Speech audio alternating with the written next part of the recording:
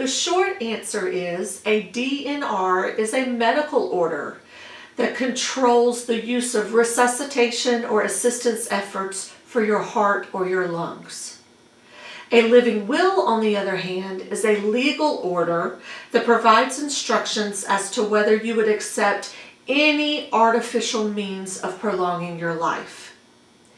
If you have a DNR on file, you are saying, if my heart stops beating, I do not want you to engage in efforts to restart my heart.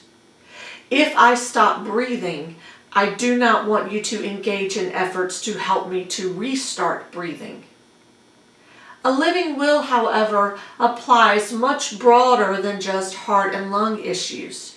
For example, an artificial means of prolonging your life could include blood transfusions. In certain cases, it would include kidney dialysis. It could even apply to antibiotics. Now, I'm not talking about going to your doctor and getting a Z-Pak or getting a prescription for amoxicillin because you have the sniffles.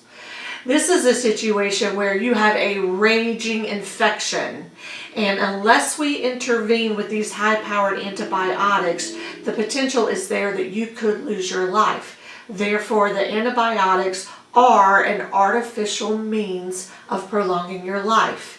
And with the living will, you get to decide if this is something that you would accept or not. In North Carolina, the living will applies in 3 scenarios. The first scenario is that you have an incurable, irreversible disease or condition, and the doctors believe your death is relatively imminent. The second scenario where a living will would apply is if you are unconscious and to a high degree of medical certainty, you will not resume consciousness. Now, it does say a high degree of medical certainty. It does not require absolute 100% guaranteed certainty, but it certainly is more than a 50-50 coin flip. A high degree of medical certainty that you will not resume consciousness. The final situation where the living will would apply is if you have advanced dementia.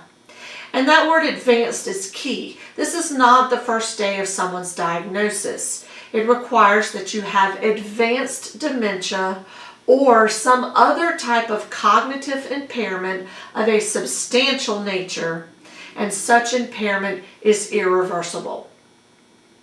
If you meet the criteria of one of those 3 situations, then the instructions that you have put forth in your living will apply.